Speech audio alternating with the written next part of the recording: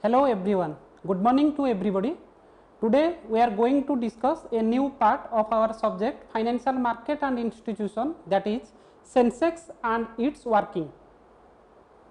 So we already discussed relating to stock exchange, and we know that relating to stock exchange there are two important index, that is Sensex and Nifty. That Sensex and Nifty are the most indicator showing the financial performance of every company during the time of a trading in stock market. So what is that Sensex and how that is calculated, and what is the impact on Sensex, how it increased or how it decreased, that we will discuss in today's class. So Sensex and Nifty are two large cap indexes associated with two different stock exchanges of the country, namely Bombay Stock Exchange BSE and National Stock Exchange NSE. These are just statistical aggregate on how a change in stock market can be measured. Sensitive index or Sensex is the stock market index indicator for BSE. It is also sometimes referred to as BSE Sensex. It was first published in 1986 and is based on the weighted stock index of 30 companies based on the financial performance. The large established company that represents various industrial sector are a part of this. So we already know BSE and NSE. These are the two important stock exchanges, and the index for these two stock exchanges BSE and NSE. For BSE that is Sensex and for NSE that is Nifty. So in BSE there are 30 reputed companies financial performance is shown, and in NSE there is 50 reputed companies financial performance is shown. Basically that two index Sensex and Nifty shows the financial performance of various company and how there is a change in stock market that can be shown or that can be measured through these two index. So Sensex, it is otherwise known as sensitive index, and that Sensex is first established in the year 1986, where that taken into consideration 30 companies index based on the financial performance, generally the large established companies, and that represents various industrial sector shows the performance in this index. So the two major stock exchange, that is NSE and BSE, the figure of these two stock exchange is shown here. The left side that is National Stock Exchange NSE, the right side that is Bombay Stock Exchange, that is BSE. And for BSE the index is Sensex, and for NSE the index is Nifty. So what Sensex that we will discuss? The BSE Sensex, which is also known as S&P Bombay Stock Exchange Sensitive Index, or simply it is also called as Sensex. That is a free float market weighted stock market index of 30 well established and financial sound companies that listed on Bombay Stock Exchange. The 30 component companies, which are some of the largest and most actively traded stock, are representative of various industrial sector of the Indian economy. So here we taken into consideration only the Sensex part, ignoring that Nifty or that is relating to NSE. So the BSE Sensex, or which is known as sensitive index, or it is otherwise called as S&P Bombay Stock Exchange, which taken into consideration calculation of index based on free float market weighted index or stock market index, and that taken into consideration of 30 reputed companies whose financial performance or which are the largest and most actively traded stock, and that represents to various industrial sector taken into consideration for calculation of a Sensex. Next we are going to discuss relating to the significance of Sensex. So Sensex was first launched on the year 1986, and in the month of January, that is 1st January 1986, the Sensex was first launched. BSE has close to 5,500 companies that are publicly listed. Hence, it is really hard to track every single stock to evaluate the market performance at a time. Therefore, a smaller sample is taken which is the representative of whole market, and this small sample is called as a index. So as Sensex is taken into consideration BSE or Bombay Stock Exchange, or the index of a BSE is Sensex. So in Bombay Stock Exchange there are mostly 5,000 or more than 5,500 companies, they are actively, or they are, which are called as the public listed company, these are listed on BSE. So for the part of a BSE, it is very difficult to take into consideration or to evaluate the track record of every single company. So instead of facing that problem or avoiding that problem, a smaller sample is taken, who is the representative of the total market or the whole market, and that sample is called as a Sensex. Generally, the base value of the Sensex was taken as 100 on 1st April 1979, and its base year is 78-79. So generally the starting period is taken as base year, and the starting period is 78-79, the financial year 1978 and 79, and for that starting period the base value is taken as the index value, which is generally taken as 100. The term Sensex was coined by Deepak Mohani, a stock market analyst. So this Sensex, which is the index of a BSE, when it was first launched, a stock analyst whose name is Deepak Mohani, that person invented that name Sensex. The Sensex reflects the current market condition. Generally, Sensex shows the current market condition of every financial companies, those are listed or those are traded in stock market or those are listed in Bombay Stock Exchange. When Sensex was first compiled, it was calculated on market capitalization weighted methodology. Since September 1st, 2003, Sensex is being calculated as a free float market capitalization methodology. So during the initial period, the Sensex is calculated based on weighted market capitalization methodology, or that is called as a market capitalization technology. But that was replaced, and in the year 2003, 1st September, Sensex was taken into consideration, or the calculation of a Sensex is based on free float market capitalization.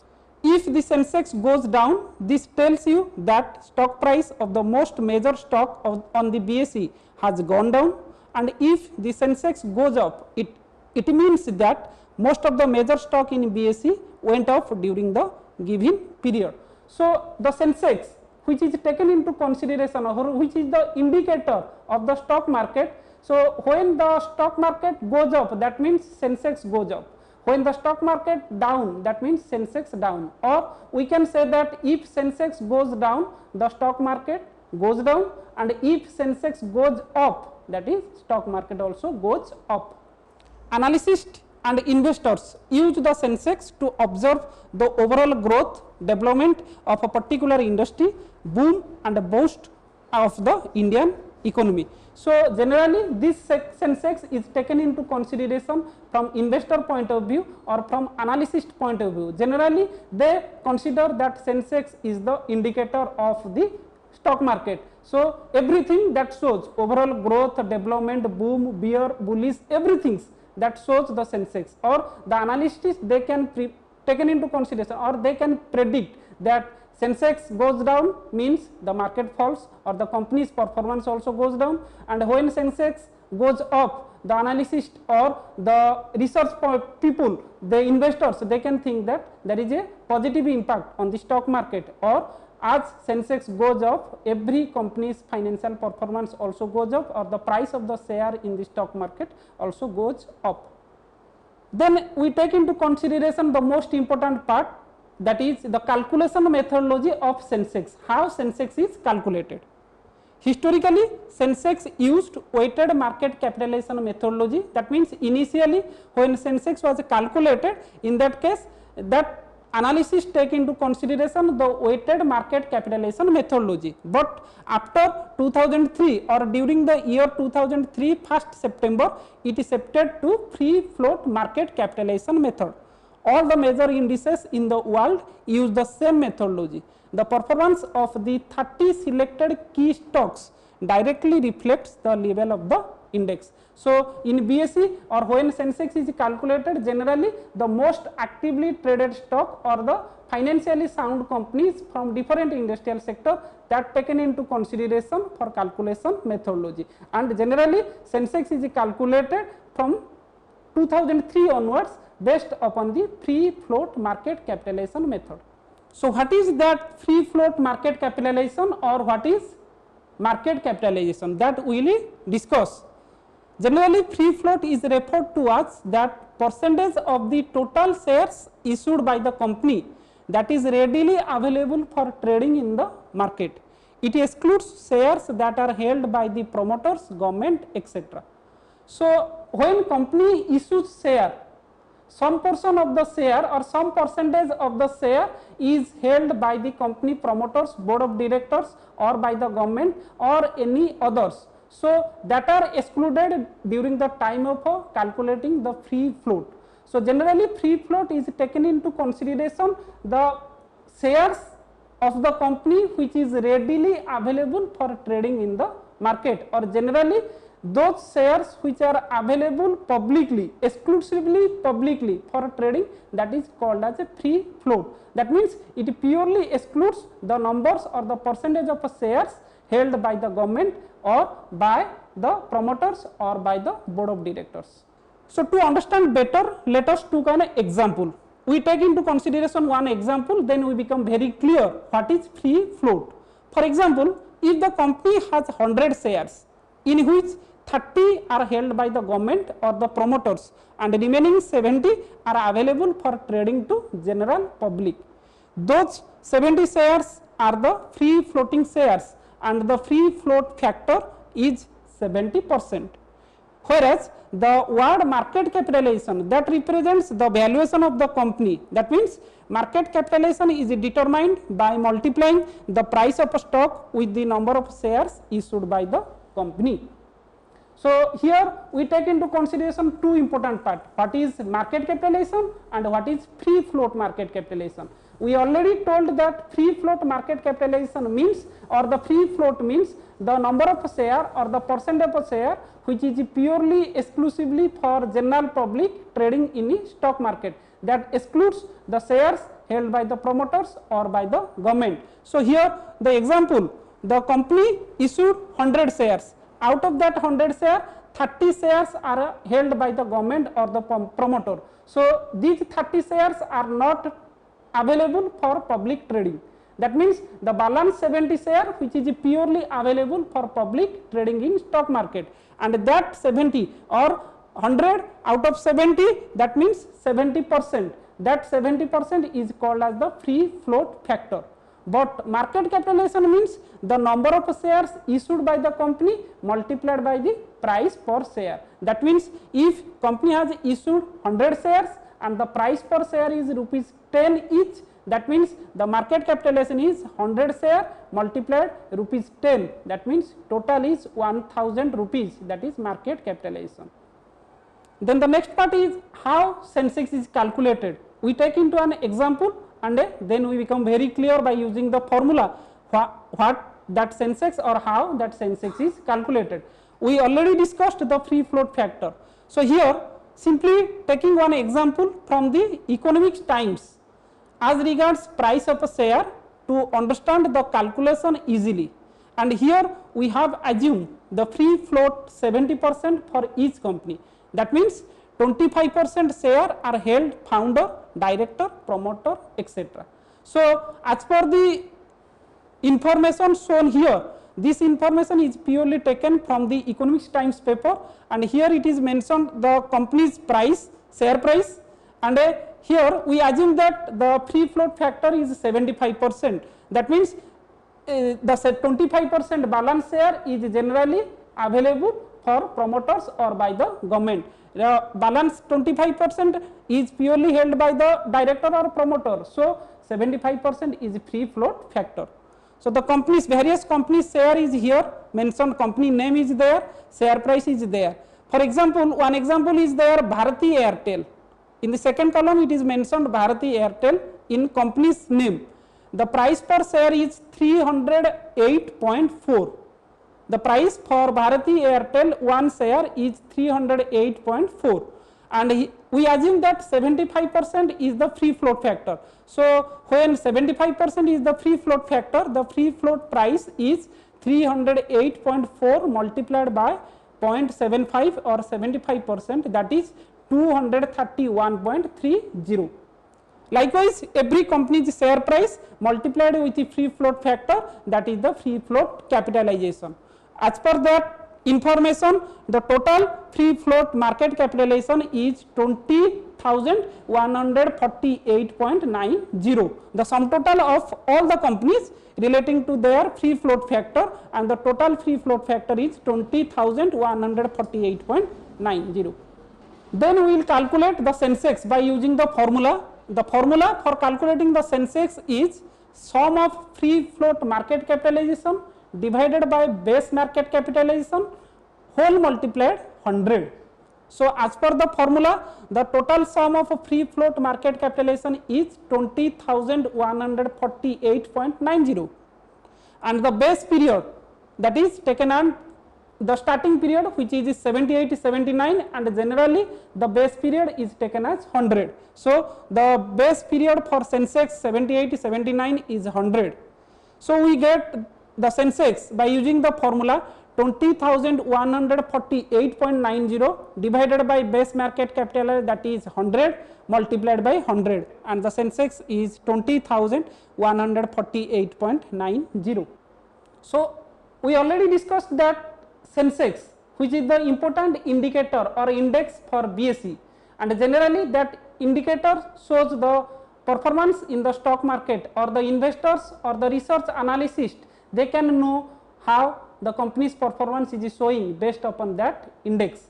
As Sensex is the most important factor for calculation of stock market, or that is the indicator of financial performance of a different company. So how Sensex goes up and how Sensex goes down? Basically there are certain reasons behind that for which Sensex goes up or goes down. So what are that? Basically there are three economic factors which affect the Sensex. So the first important factor, that is interest rate. Any change in interest rate affect the stock market. Any increase in key policy rate means that investor will able to borrow less money as borrowing becomes expensive. The company in such scenario cannot borrow as much required, and this impact their earnings in an adverse way. This all adds up to cause a flaw in the stock market. So interest rate is one of the most important factor that affect Sensex. So when government increase the interest rate, or there is one impact over what prevails in the stock market, that interest rate goes up, that means those who wants to borrow money, they don't want to need more and more money, or they don't want to borrow more money because it is one expensive factor for them. So that also adversely affect to the Sensex, and a Sensex also based upon that goes up or goes down. Another one is inflation. What is that? Any rise or fall in inflation affect the stock market in a number of ways. In case there is high inflation, the customer feel pinch when goods and services become pricier. They also tend to hold less cash in such scenario, as inflation eats away their savings. In such scenario, investors tend to invest less in the stock market since they hold less cash. So inflation means increase in price rate. So when price rate increases, investors those wants to invest money, they need not invest more and more money because they hold less cash in their hands. As there is a case of inflation, that customer feel pinch when goods or services become pricier, because the price of the goods or the product or services increases causes to inflation, and this also tends to hold less cash for the investor, and they don't want to invest more money in the stock market, and that also adversely affect the stock market or Sensex affected. Then the third important factor, which the most, that is called as the global economic trends, that affect the stock market in number of ways. For instance, in case of a global recession, companies are unable to sell as many goods overseas as they used to. It results in a flaw in revenue, which leads up to an impact in stock market. If foreign exchange begin to fail or observe sharp plunge, then it may lead to investor in anticipating a ripple effect resulting in a drop in the country's stock exchange. So, global economic trend is one of the factor or major factor that affect Sensex. So, what it indicates? That means in case of a global recession, when a recession is there or there is recession globally, in that case companies are unable to sell more and more goods overseas. So, they face problem and that results to plunge in revenue. The revenue decreases, in which leads to impact directly in stock market. And if foreign exchange begins to fail or that observe a sharp plunge, in that case also that lead to investor in anticipating a ripple change and that affect the stock market or Sensex is also affected. Then the next one is, there are major indicators in which year there is high in Sensex or there is low in Sensex. So, 35,000 that shows 17th January 2018. In the year 2018 month of January, the Sensex shows a high trend up to 35,000. Sensex closed at, during that particular day, Sensex closed at 35,080.82 for its first close above the 35,000 level. So, during that period Sensex first closed to or increased to 35,000 or more than that. And in the year 2018, 23 January, same year or same month, that is another day, 23rd January, Sensex rise to or closed at 36,139.98, that is the highest record. And in the year 2018 month of July 27, Sensex increased to 37,000. So, Sensex closed on 26th July 2018, crossed above the 37,000 mark for the first time during the intraday trading. On 27th July 2018, index closed above the milestone, that is another milestone in the year 2018 month of July, more than 37,000. And same year, that is 2018 in the month of August, day is 9, that for the first time Sensex passed the score 38,000 during same intraday trading and again closed at 38,024.37. And in the year 2019, that is 1st April 2019, Sensex crossed 39,000, which is the mark for the first time during the intraday trading. So, again that crossed to 39,000, same intraday trading Sensex more. And 2nd April 2019, the Sensex closed at 39,056.65 and that is the first close above 39,000. And 23rd May 2019, the Sensex reached the record breaking number of 40,100 at 10:45 am, and during that particular period, that event 2019 Lok Sabha House of the People election results were getting published. So, on that particular day Lok Sabha election result was published. So, the time period was 10:45 am and during that period Sensex makes a record break, that is crossed to 40,000, and particularly during that time period the Sensex was 40,100. So, these are the major indicators of showing high Sensex in different time period in the different years. Subsequently, there is also low benchmarks or low indicators of Sensex in different time period. So, that is one in the year 2008, 17th October, Sensex shows a low, that is 9,975.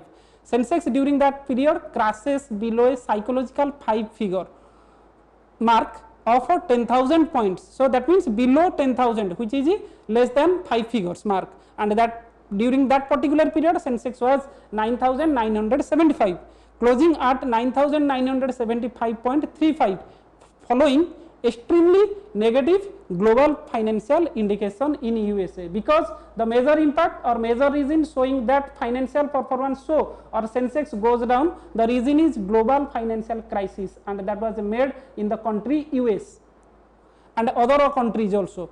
Just before 10 months in the year 2008, that means December 2007, before 10 months, the Sensex was 20,000 for the first time, but after 10 months the Sensex crashed below 50%, that means less than 10,000, which was 9,975 points. So there is a very big crisis, that global financial crisis during or due to that global financial crisis in US or other countries, Sensex falls below 10,000. And another that low performance indicator of a Sensex in the year, that is 2008, and in the month of October, day is 24th, the Sensex lost 10.96% of its value, and that means the point is 1070.63 on the intraday trading and closing at 8701.07. So in one day during intraday, Sensex falls that is 1070 points, and during that particular day the Sensex below or closing at 8701 points, and that is the first close below 9000 mark since 14th June 2006. That means from 2006 onwards, Sensex does not show that figure 8000 or below 9000, and after RBI lowered its GDP growth forecast on global economic. Then in the year 2008, 27th October, the Sensex hit an intraday low of 7697.39 before closing at 8509.56 for its lowest close since 14 November 2005. And yearly 2009, Sensex dropped by 749.05 points on 7th January 2009, when there is a case of Satyam fraud that came into light. And in the year 2009, 9th March, that Sensex closed at 8160.40, and that is the lowest close since 2nd November 2005. So these are the major lower performance of Sensex in different year due to the different reason, either global financial crisis or any type of fraud or case, or due to RBI policy, whatever may be the reason is there, interest rate policy, global financial crisis, or any case, fraud case. So that are the major indicators showing negative performance in Sensex.